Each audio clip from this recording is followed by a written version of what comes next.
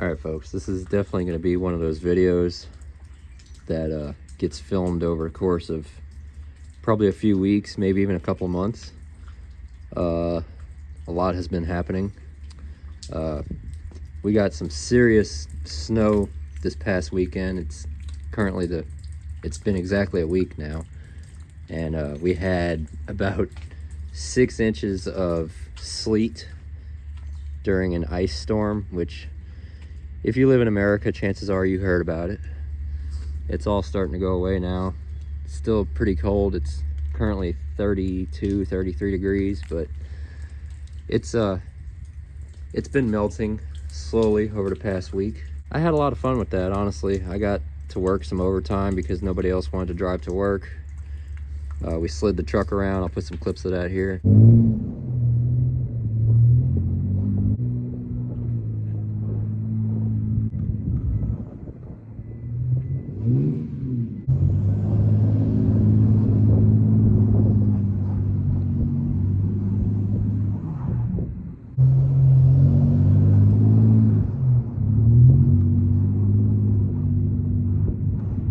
I was editing this and I forgot to mention we also slid the four-wheeler around, so I'll put some clips of that here.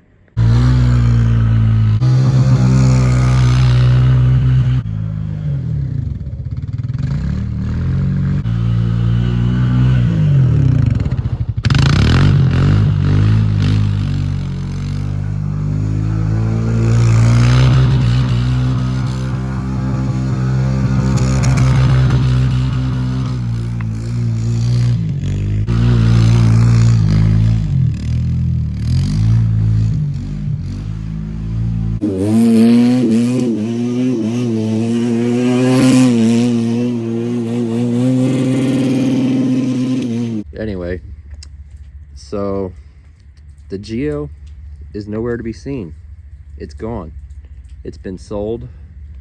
Life kind of got in the way, and I kind of realized that it was taking me way too long to get the progress I wanted on it, and I was at a good enough point on it to where I could sell it and make a good profit, so I did. It's gone to a good home and it's already being daily driven. Last I heard, it's been a good car to the new owner, so that's good.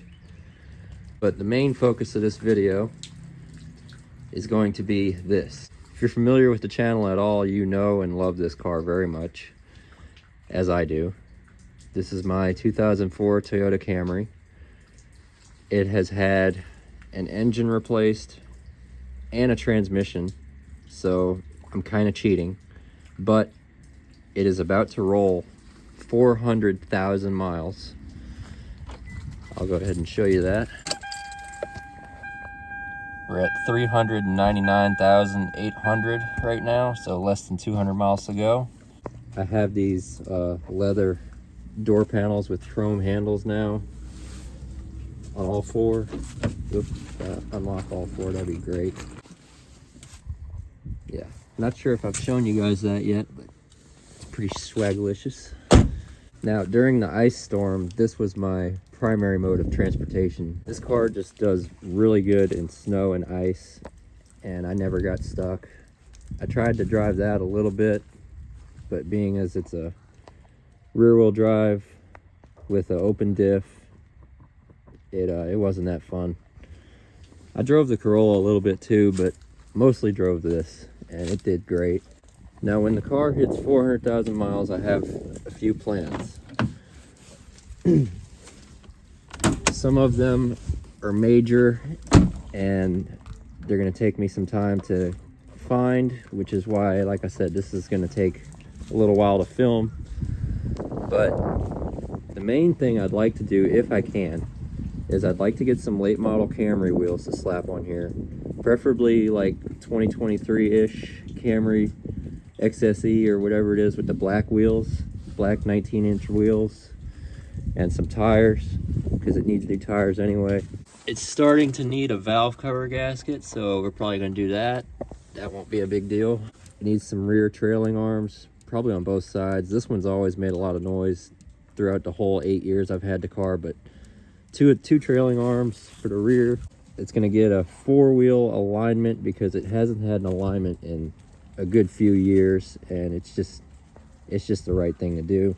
What else? Definitely need some new headlights.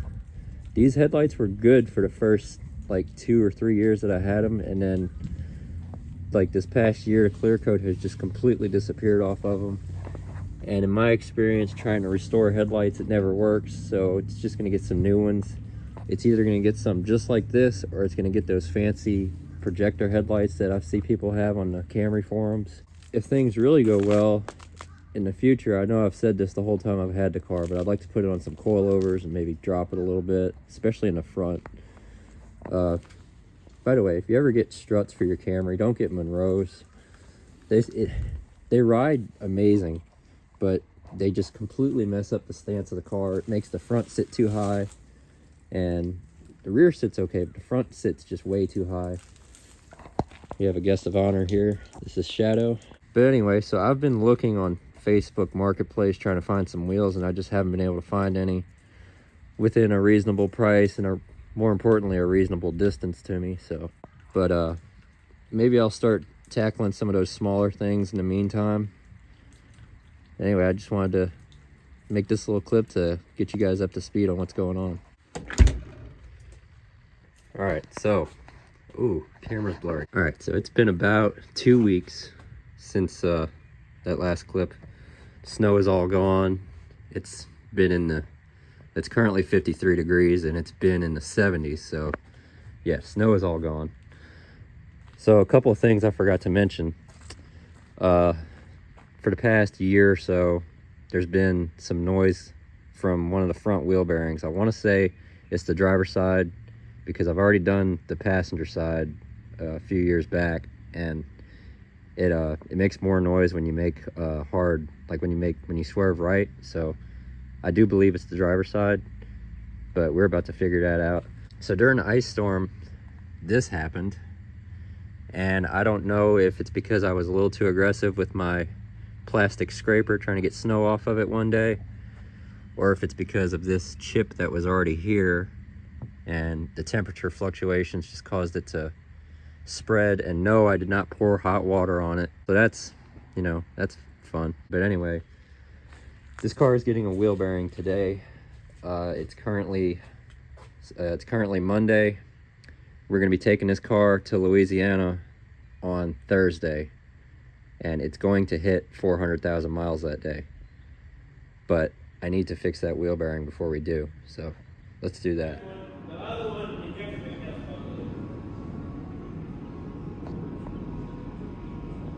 All right, so while we're in here, we're also gonna go ahead and change this axle because this boot has been torn for a while.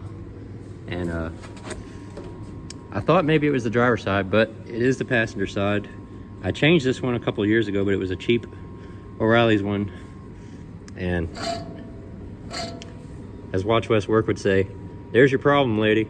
Okay, so my press setup was incredibly janky. And when I went to push this out of the bearing this way, this part of the bearing exploded. It was quite spectacular. I should have been filming. And then this got stuck all the way on the bottom of there, and I was worried I was gonna have to buy a new hub, but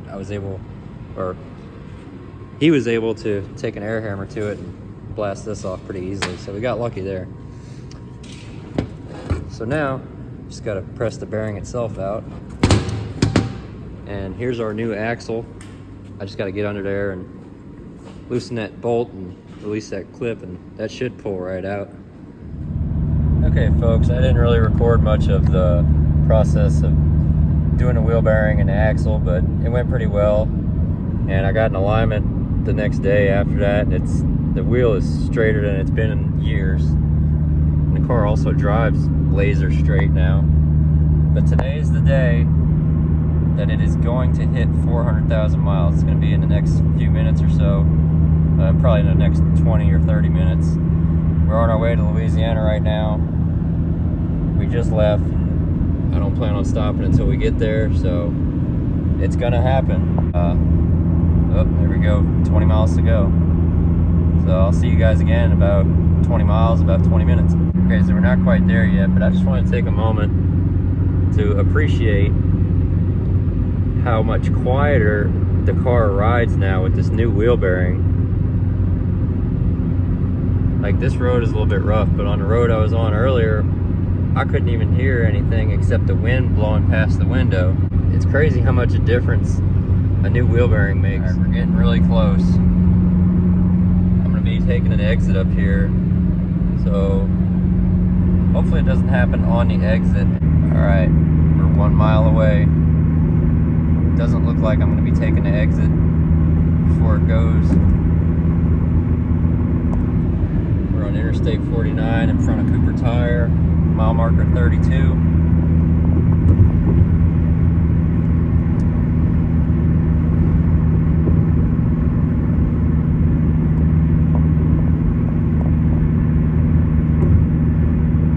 Cruising at 65.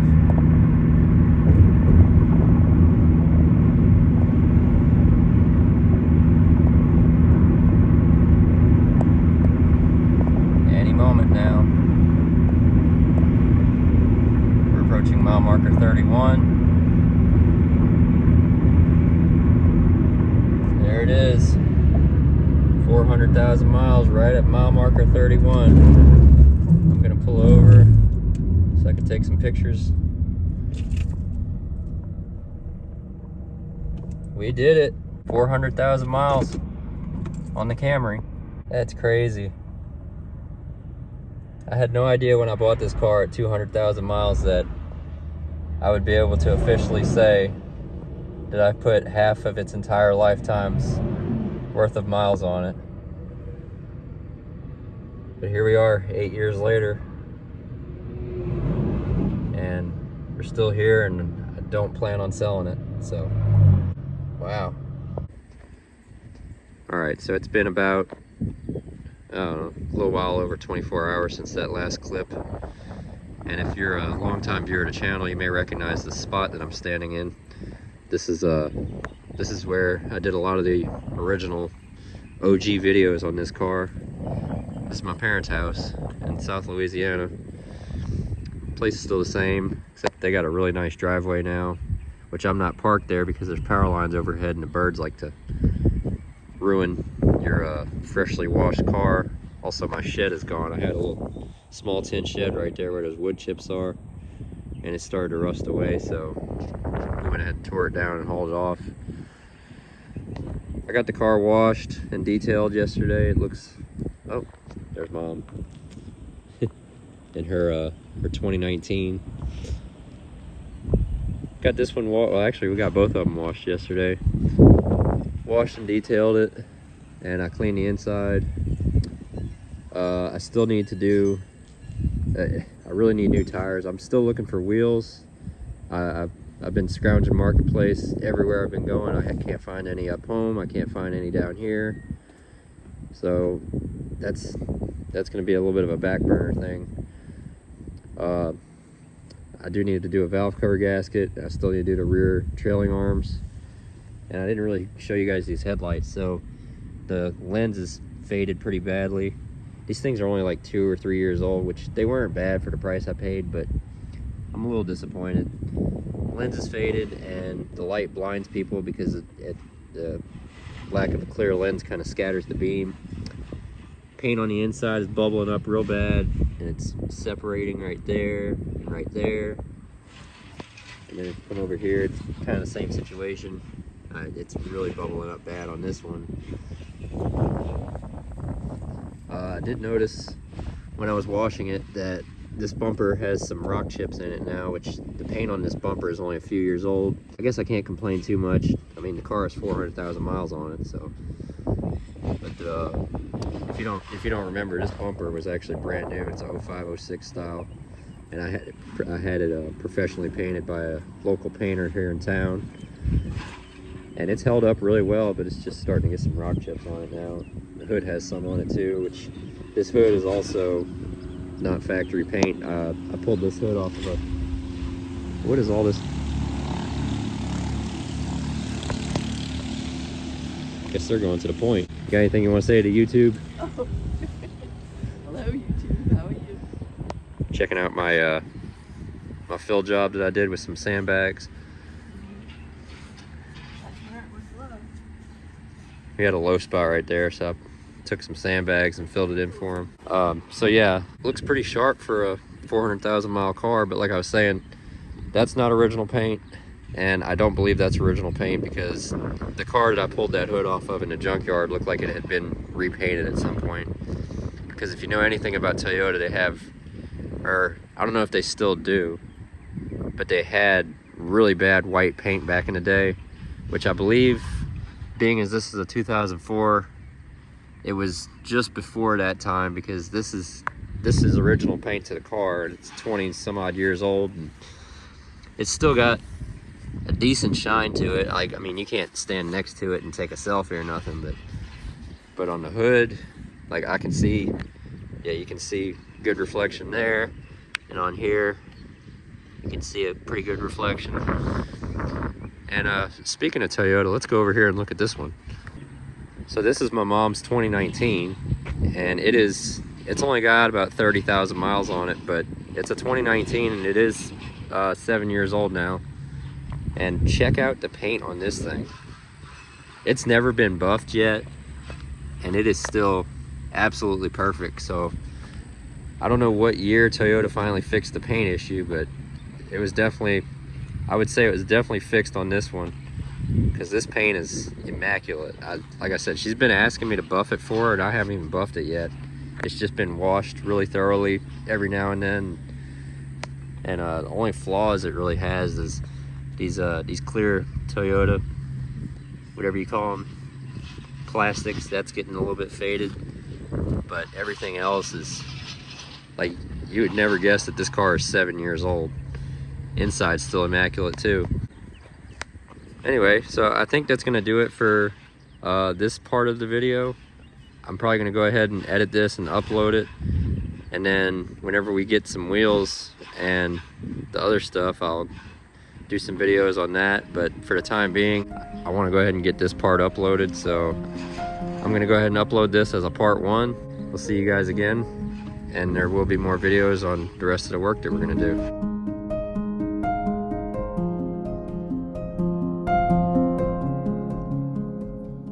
Okay guys, this is not a pride shirt, by the way. This is the state of Louisiana, and it's Mardi Gras colors. It's currently Mardi Gras here in Louisiana, so not a pride shirt.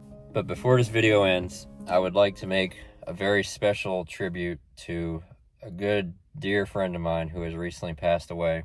Now, if it wasn't for him, this car may not have made it as far as it has.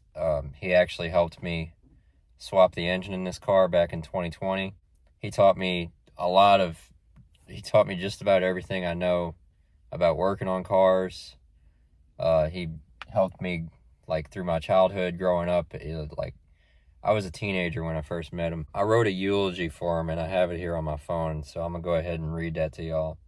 And then I'm gonna see what clips I can find throughout the years that I have with him, and I'll put them here as well. But I wrote this for him, and I'll read it to you guys. His name was Tommy, by the way. I was just a young teenager when I first met Tommy. I was maybe 13 or 14 years old. Like a lot of teenagers, I spent a lot of time riding around town on my bike. One day I just kind of showed up at his shop, and he pretty much instantly took me under his wing. It didn't take long for me to see that I needed to start hanging out there more often with some of the kids I was running around with at the time. My mom and dad also instantly took a liking to him. From that point on, I spent a lot of time with him learning about cars and how to work on them. He would always take me with him to the races at No Problem Raceway, where I learned everything I know now about drag racing. Because of him, I will always have a deep place in my heart for old small block Chevys, F-body Pontiacs, and drag racing. He taught me a lot of things, but the biggest lesson he taught me was early on, when I was still a young teenager and the logical part of my brain hadn't really developed yet. It was as simple as these exact words that he told me on a regular basis. If it ain't broke, don't fix it. I appreciate those few words a lot more now than I may have back then. To this day, when I find myself in a situation, whether it's a real-life situation or actually working on something like a vehicle, I can still hear his voice in the back of my head saying, if it ain't broke, don't fix it. Anyone who knew Tommy knew him as a blessing. All of his friends knew there was no hesitation on showing up at his house just to be there and spend time with him. Whether he was just sitting on the front porch or out back in the shop, he always welcomed his company. Tommy was like a father to me, and a shining light to anyone who knew him. He was one of the most hardworking, humble, and selfless people I've ever met. Tommy was a lot more than just a good friend. He lived a very full and positive life until the very end. Even when he was down over the past few months, he was telling me about his plans to go back to work and back to the track. He was a good mechanic, a good racer, and he was even a basketball referee. He worked in plants, city maintenance, and even hospital maintenance. He was truly a man who had a heart for giving the work of his hands to his community, and he always did it in the most humbling way. I'm sorry. As we continue on in this life, we will never forget the legacy of the sense of community and humility he leaves behind. May he rest in peace with our Lord. God bless you all.